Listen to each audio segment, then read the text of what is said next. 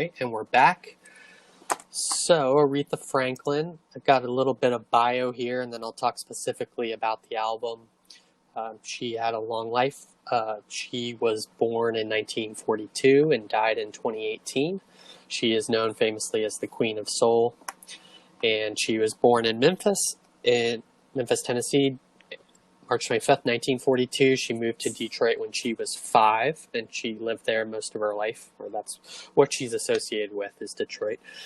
She grew up in Detroit singing in the church of her father, Reverend C.L. Franklin, starting around age 10, so that's where she got all of her practice in, her voice. She would travel around with her father and sing in churches around the country.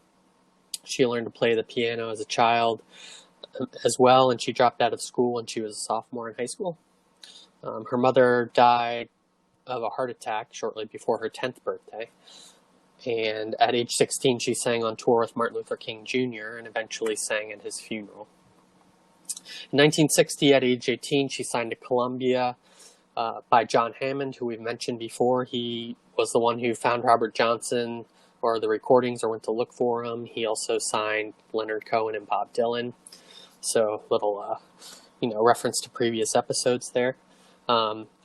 Before she signed with Columbia, she was on an indie label, JVB Records, and she had recorded some gospel songs. She was dubbed the Queen of Soul in early 1960s by the Chicago radio personality Purvis Spann.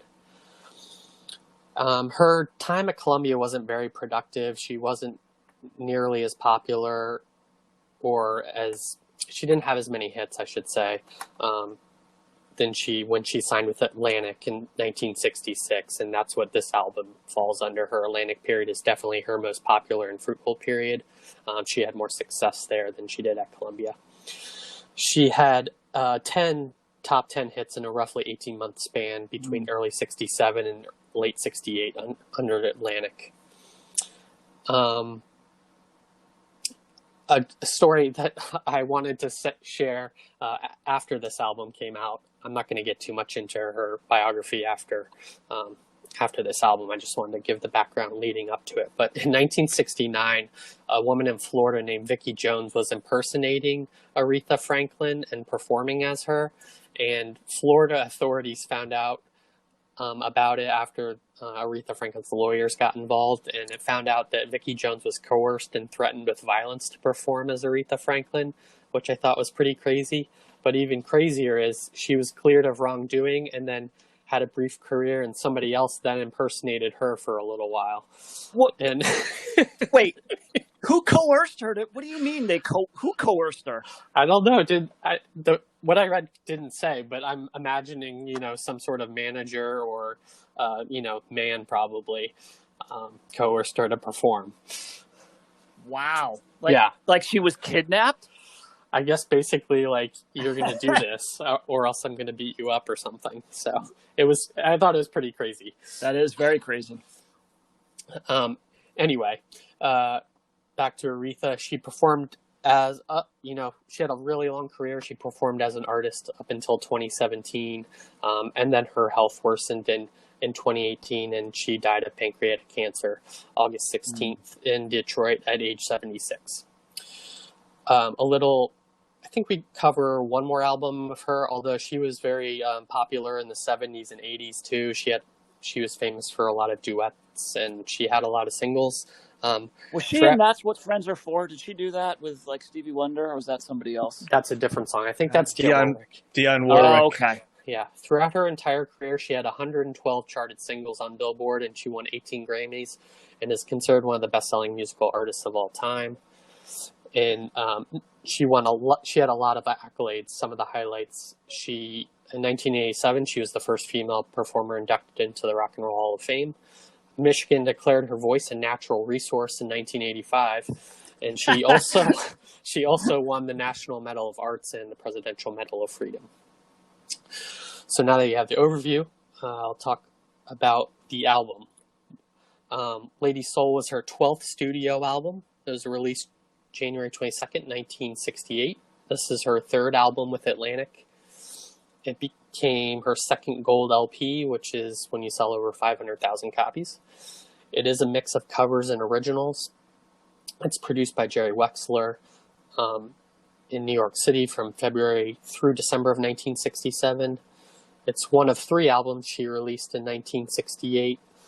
She had another album after this called Aretha Now, and then she had a live album called Aretha in Paris, which isn't really highly thought of. I guess there's a lot of... The orchestra she played with wasn't very good in Paris, apparently. Best Ever Albums has this as the 15th album in 1968, 77th in the 60s, and 724 overall. There's 3 hit singles on this album. Chain of Fools, which is was number 2 on the pop charts. You Make Me Feel Like a Natural Woman, which was number 8 on the pop charts, and Sweet Sweet Baby Since You've Been Gone was number 5. Also Ain't No Way, which was written by her sister Carolyn, was number 16 on the Billboard Hot 100. A little bit about the production of this album. The backing group on this album was the Sweet Inspirations, featuring Whitney Houston's mother, Cissy Houston. Also credited on the album are her sisters, Carolyn and Irma Franklin, who are also well-known singers or, backing singers. Bobby Womack appeared on this album playing guitar. Eric Clapton also played guitar on this album. He was also on the same label and recording Disraeli Gears at the time, so Jerry Wexler told him to come in and play.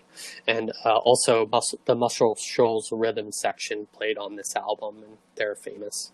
Muscle Shoals is a famous studio in Alabama, and they came up to New York City and played on this as well.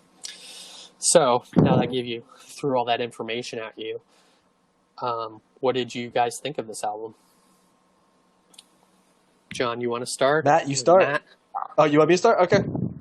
I mean, Jesus, this is a great album. I mean, like, what can you say? It's Aretha Franklin's freaking fantastic. I mean, it's not similar to Nina Soul in terms of how it sounds, or Nina Simone, excuse me, in terms of how it sounds, but it's every bit as good in terms of what it does. I mean, Chain of Fools and You Make Me Feel Like a Natural Woman, Sweet Sweet Baby Since You've Been Gone, the 3 singles you mentioned, like I've heard a zillion times.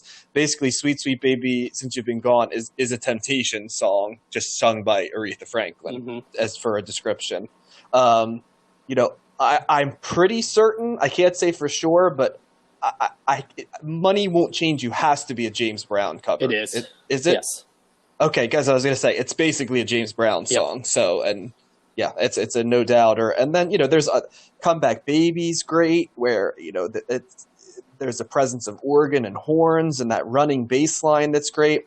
Also, one thing I want to add is there are just some fantastic lyrics in this album. Like on Nikki Hokey, there's Nikki Hokey, your family's doing time in the pokey, which just made me laugh out loud as I was hearing it. Funny. And, And good to me as I am to you is like a great scorned woman song that had like lines like, if you had $1 and I had a dime, I wonder could I borrow yours as easy as you could borrow mine? And if there's water in the kitchen and we both need a drink to stay alive, my darling, I need less water than you think. And I mean, when you add that to like Aretha Franklin's like incredible Class A pipes,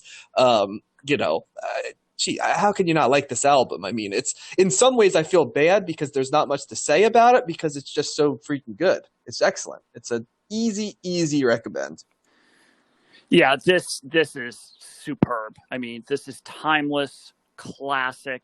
I don't know if anybody could listen to this and just like, how do you not feel this? Her voice is insane.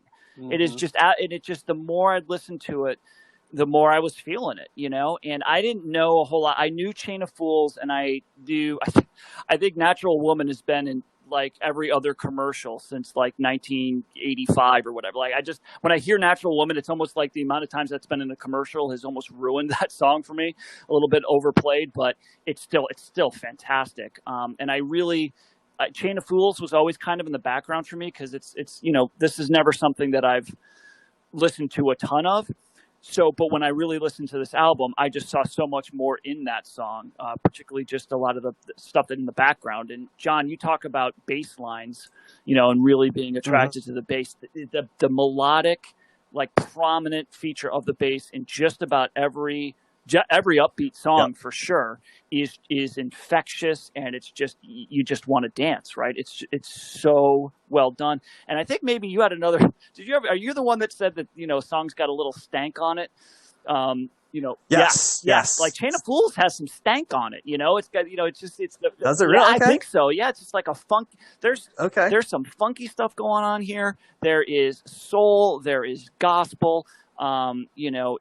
Rock, blues. It's just all that stuff, and it's timeless, and it doesn't seem dated at all. And it's just, since you've been gone. Oh my God, I never heard that song before, and it was just, the more I heard it, it's just the way that it builds, the chorus, backing vocals are tremendous.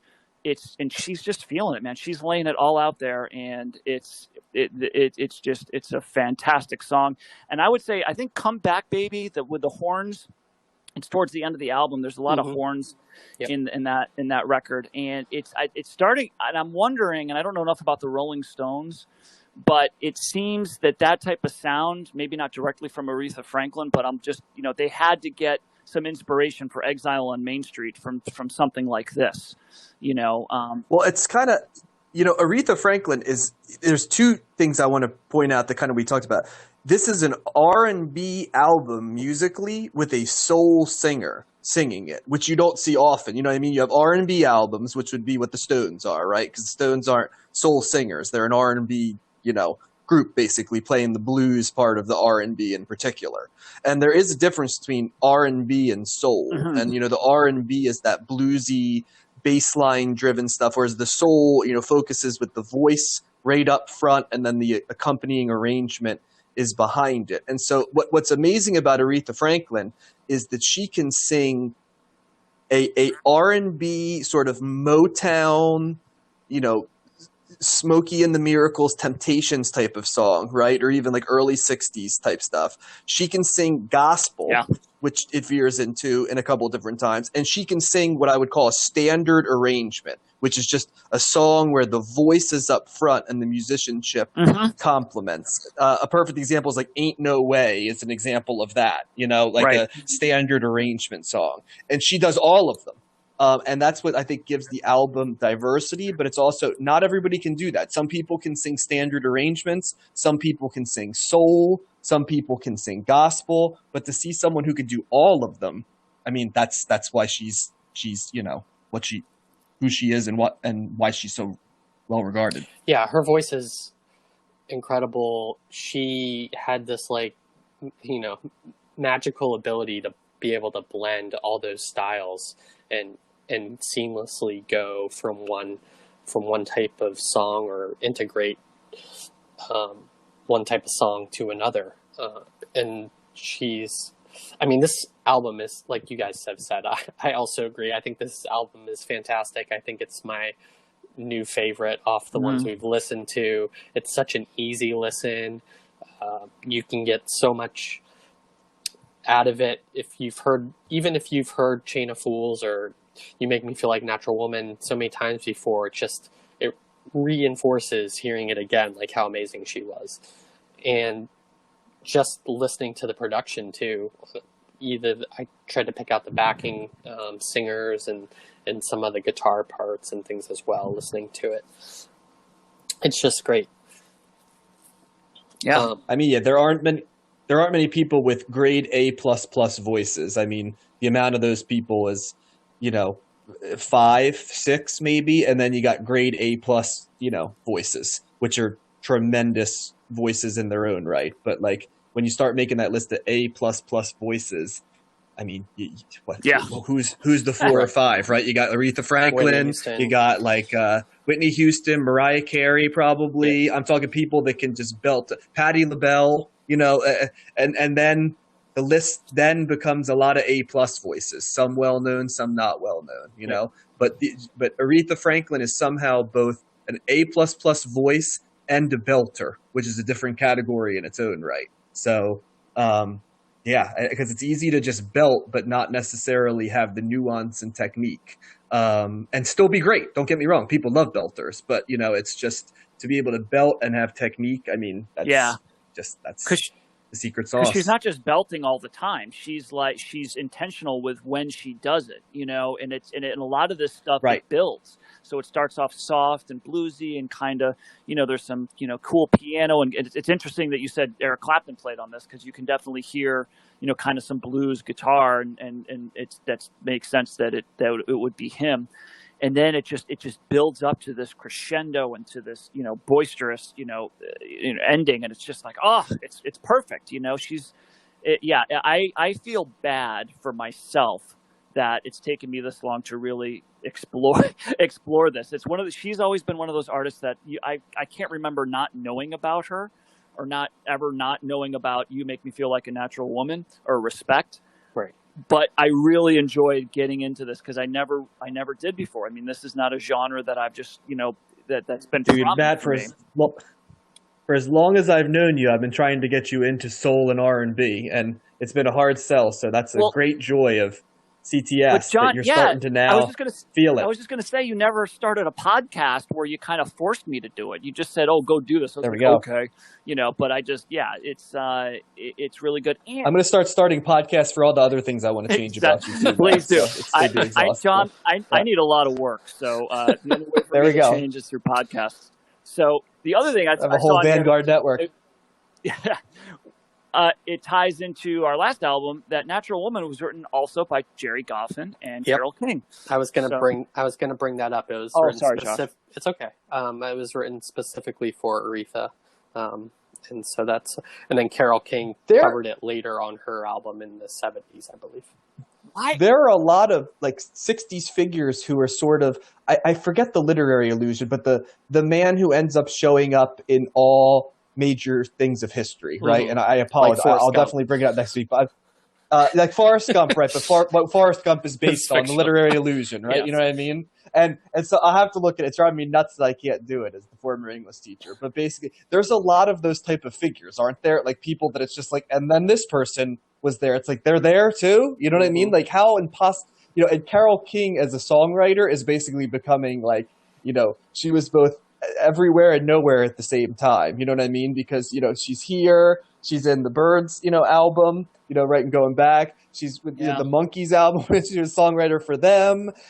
She's basically ghostwriting for everybody. So and then there's these producers and people associated with Motown as well, who just seem to be effortlessly integrating themselves into the stories of all of these 60s rock acts and pop acts and R&B acts. I kind of like how we joked around about how everybody eventually signed with Columbia Records, and it's very much making me laugh, how these people just keep resurfacing, like you said, Forrest Gump style. I'll have to get the right literary illusion, so we're not just going lazy on that. Well, and here's the thing: aren't some songs uncoverable?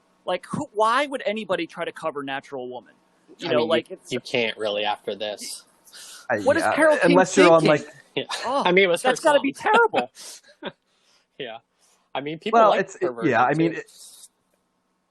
if you're going to do it, you have to do it totally differently, right? Exactly. Right? The worst thing you could do is try to sing it like how Aretha Franklin. Yeah. That's the type of thing that someone does on American Idol, tryouts. It's I'm going to now sing this song by Aretha Franklin. It's just. You might as well get off the stage. Yeah. You know what I mean? Let me perform something in a way that'll show you all my imperfections.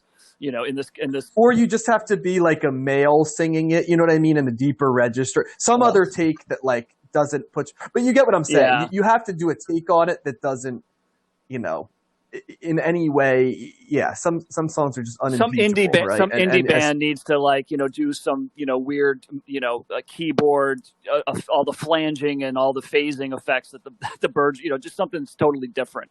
But that's probably true. You said somebody has to do that, because I'd say the opposite. No one should ever do that. Would be my advice to them. Fair enough. This is how you do covers. Right, I know I've harped on that a little bit before with the Beatles, but I think to have covers excel, you have to make them your own, and Aretha certainly does that. Yeah. Yep. Make them your own, or be a Jersey Shore band just churning them out. In Point Pleasant and LBI. That's the only other way to do covers as a Jersey guy. So there's only two ways: really be good at them, or be a Jersey Shore cover band. Yeah. Have you ever seen a Jersey Shore cover band do Natural Woman? They're not idiots. Okay. So no. That Comeback Baby song on the side note, that is a Ray Charles cover. When you brought up the Rolling Stones and People Get Ready, which we didn't really talk about, that's a Curtis Mayfield written song, and that was a cover as well. A lot of these are covers, but there's some originals scattered throughout too. That's so good. But yeah, it's so great. I mean, we just extolled its virtues. But Josh, there's a movie. They have a movie coming out about Aretha Franklin next year. Yeah, isn't Jennifer Hudson playing her? I think she is. Yeah, there is since we're talking about Aretha, there was a documentary that came out recently called Amazing Grace, which is about her.